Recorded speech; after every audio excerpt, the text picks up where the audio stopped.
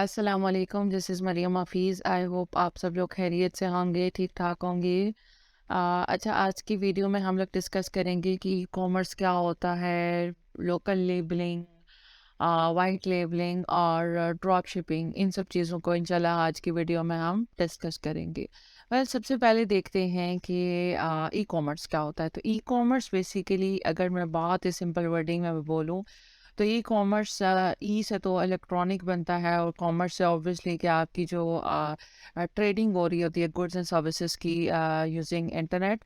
तो ऑनलाइन अगर कोई बाय सेल कर रहे हो आप थिंग्स को, तो वो आपका होगा ई कॉमर्स। जैसे कि बहुत सारे अब तो खैर काफ़ी नोहा हो चुकी है लोगों को ई कॉमर्स के बारे में। मतलब पहले तो लोग ट्रस्ट नहीं करते थे, लाइक ऑनलाइन कहते थे नहीं नहीं हम ऑनलाइन शॉपिंग नहीं करते। बहुत ज़्यादा लोगों को होता था कि यार चीज़ देखी है नहीं, बस पिक्चर देख के मंगवा ली। लेकिन अब लोग बहुत ट्रस्ट करना शुरू हो गए हैं, ठीक है। अब ट्रस्ट कब शुरू किया इन लोगों ने कि जब कोविड चल रहा था। तो कोविड में लोगों ने, जाहिर सी बात है, अब लोग बाहर इतना ज़्यादा जा नहीं सकते थे, मार्केट्स खोलने नहीं दे रहे थे। और काफ़ी सिनेरियो उस टाइम का मुझे भी याद आता है, तो थोड़ा सा अजीब फील होता है। तब मतलब करोड़ों की सेल्स होती थी मंथ में, मतलब करोड़ों की। और तब जाहिर सी बात है हम लोग कहीं जा नहीं सकते थे, और अगर किसी चीज़ की ज़रूरत है तो आप फिर इतना वेट तो नहीं कर सकते ना। अगर आपको एक चीज़ की ज़रूरत है तो बहुत ज़्यादा उस टाइम एक ट्रेंड चल पड़ा था कि यार ऑनलाइन जो है वो आप बाय सेल कर सकते हो। इसकी दो टाइप्स होती हैं। एक होता है बी टू बी, होता है बी टू बी में ये होता है कि जैसे कि एक बिजनेस बिजनेस से कर रहा है, शॉपिंग कर रहा है, या फिर अपना जो ट्रेडिंग हो रही है हम दोनों के बीच में। एक एग्जांपल अगर मैं आपको दूं तो वो ये है कि एक कॉलेज है या यूनिवर्सिटी है या एक हॉस्पिटल है, तो वो अपनी जो उनकी प्रोडक्ट्स यूज़ होनी है वो किसी होलसेलर से या फिर मार्केट से, या मतलब ऑनलाइन किसी से, या जिस तरह भी वो कर रहे होते हैं, मतलब लेते हैं। तो वो जाहिर सी बात है एक इंडिविजुअल ने उसको मतलब यूज़ नहीं करना, वो पूरे हॉस्पिटल, पूरे कॉलेज या पूरी एक एक बिजनेस के लिए वो चीज़ ली जा रही है। समझ रहे बात? तो वो होगा हमारे पास बी टू बी। और बी टू सी ये होगा कि जैसे कि मैं हूँ एक इंडिविजुअल, तो वो मैं ले रही हूँ ऑनलाइन। मतलब जैसे ही मुझे कोई कपड़े अच्छे लगे हैं या फिर मुझे कोई चीज़ अच्छी लगी है, मैंने ऑर्डर किया और मेरे लिए वो चीज़ आ गई, ठीक है। तो मैं ई कॉमर्स का अगर थोड़ा सा बताऊँ, तो पहले वाकई लोग बिल्कुल ट्रस्ट नहीं करते थे, लेकिन अब लोग काफ़ी ट्रस्ट करना शुरू हो गए हैं। अगर मैं अपना बताऊँ आपको, तो मैं 90% मेरी जो शॉपिंग होती है वो ऑनलाइन ही होती है, ठीक है। तो खैर, अगर आप लोग ई कॉमर्स की कोई वेबसाइट भी बनाना चाहते हैं, तो जो लोग न्यू हैं वो लोग प्रॉपर जो है वो मैंने कोर्स ये ई कॉमर्स का बताया हुआ है, लाइक वीडियोस सब पड़ी हुई हैं। आप अगर देखना चाहते हैं तो आप वो भी देख सकते हैं। अगर नेक्स्ट आते हैं हम इसके बेनिफिट्स क्या हैं, तो अगर ट्रेडिशनल के साथ हम अगर ई कॉमर्स को कंपेयर करें, तो ट्रेडिशनल जो हम बाय सेल कर रहे होते हैं उसमें ये होता है कि अब जैसे कि एक शॉप है, एक शॉप का रेंट भी देना है, आपने एक शॉप बनानी है, उसको डेकोरेट कराना है, ऑब्वियसली उसको चीज़ें रखने के लिए, और प्रॉपर जैसे उन लोगों ने किया होता है शॉप वालों ने, ठीक है। फिर आपने रेंट देना है, बिजली का बिल देना है, बाकी जितनी भी ऑब्वियसली जितनी चीज़ें होती हैं। फिर आप एक बंदा तो शॉप पे ऑब्वियसली इतना ज़्यादा नहीं कर सकता, आपको मैन पावर की ज़रूरत पड़ती है।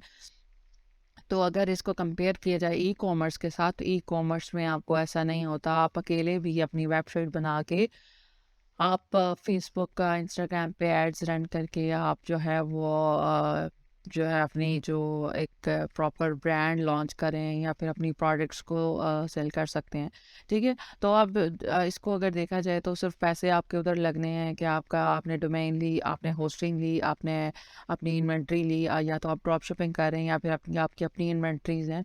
तो अपनी आपकी इन्वेंट्री, आपने उसका फेसबुक पे ऐड चलाया, इंस्टाग्राम पे ऐड चलाया, और आपकी चीज़ें चल रही हैं, ठीक है। तो ये थोड़ा-सा डिफरेंस है हमारी जो ट्रेडिशनल मार्केटिंग होती है, ट्रेडिशनल सॉरी होती है हमारी, बाइंग एंड सेलिंग होती है, और ई-कॉमर्स होता है, ठीक है। अगर हम लोकल लेबल को देखें, प्राइवेट लेबल या लोकल लेबल आप इसको कह सकते हैं, तो इसमें होता है कि इसको आप सिंपल ये भी कह सकते हैं कि पर्सनल ब्रांडिंग, ठीक है।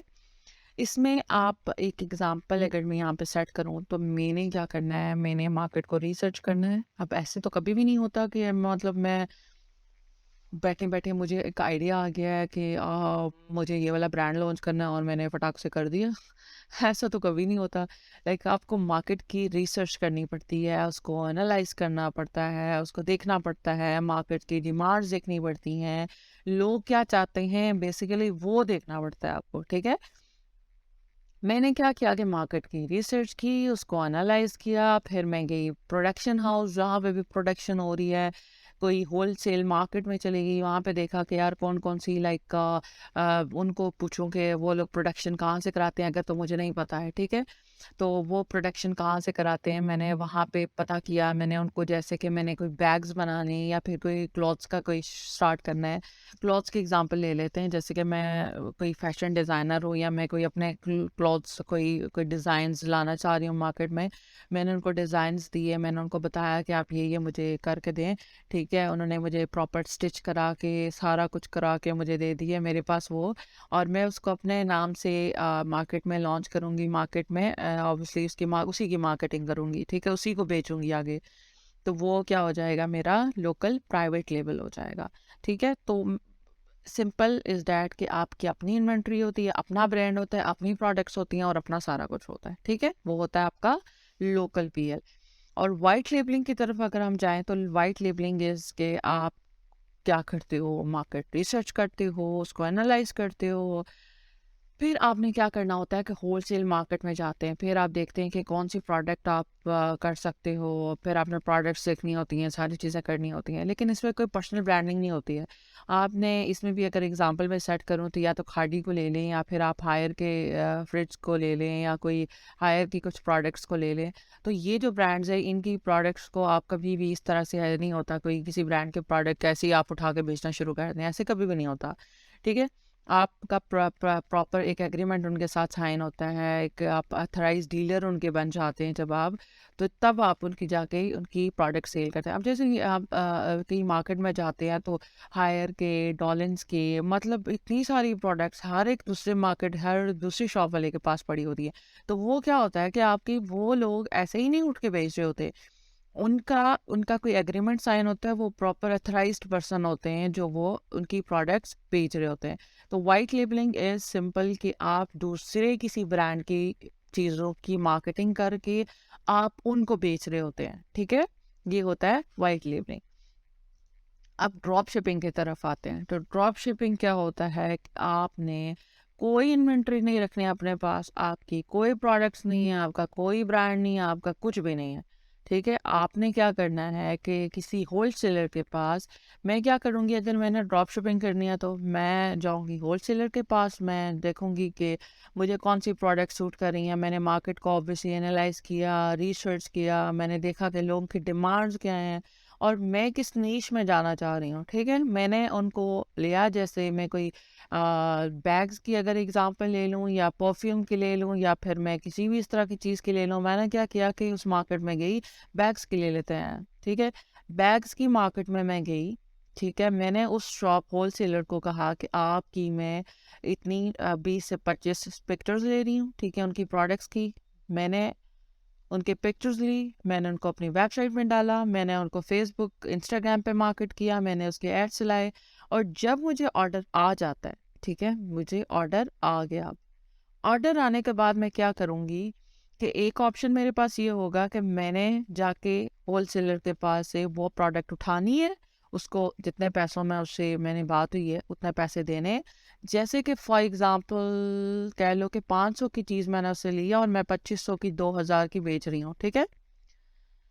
तो मैंने उसको 500 दिए, उससे प्रोडक्ट उठा ली, वहाँ से लाने के बाद मैंने अपने ज़ाहिर-सी बात है मैं अपने नाम से पैकिंग करके उसको भेजूँगी या जो भी मेरा स्टोर का नाम होगा, जिस तरह भी होगा।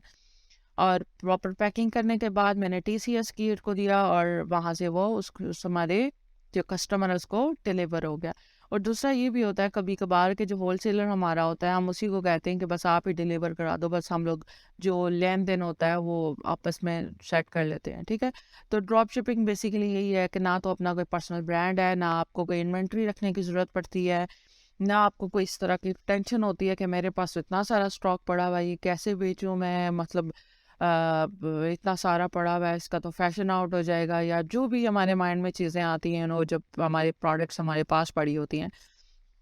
तो ड्रॉप शिपिंग का ये होता है कि आपको कोई टेंशन नहीं होती है, प्रोडक्ट्स दूसरे के पास पड़ी हैं, ना तो कोई आपने इन्वेस्टमेंट की है, ना तो कुछ उस तरह की चीज़ की है। तो प्रोडक्ट्स दूसरे की जब आपको ऑर्डर आएगा तो बस आपने पैसे देने हैं और सिंपल आपने कर लेना है, ठीक है। और मैं इंशाल्लाह आने वाली वीडियोस में इस पे भी बात करूँगी कि आपने प्राइसिंग कैसे रखनी है, सेट कैसे करनी है। ऐसे तो कभी नहीं होगा कि आप बस चीज़ें बेचे जा रहे हो और आपको प्रॉफिट लॉस का पता ही नहीं है, ठीक है। तो इंशाल्लाह उस पर भी मैं वीडियो बनाऊँगी। और ड्रॉप शिपिंग को लेके कुछ लोगों के माइंड में होता है कि हलाल हराम, तो मैं उस बात में बिल्कुल भी नहीं जाऊंगी। अगर आप लोगों ने करनी है तो आप प्रॉपर किसी से पूछ के जिस तरह से आप सेटिस्फाइड होते हैं आप उस तरह से कर लेते हैं। मैं इस डिबेट में बिल्कुल भी नहीं जाऊंगी, ठीक है। तो मेरा था कि मैं आपका बस ये कॉन्सेप्ट क्लियर कर दूं। अगर आई होप आप लोगों को समझ आ गई होगी, लेकिन नहीं आई तो आप मुझे कमेंट कर सकते हैं। और वीडियो अच्छी लगी तो वीडियो को लाइक कीजिएगा, चैनल को सब्सक्राइब कीजिएगा और मिलते हैं नेक्स्ट वीडियो में। अल्लाह हाफिज़।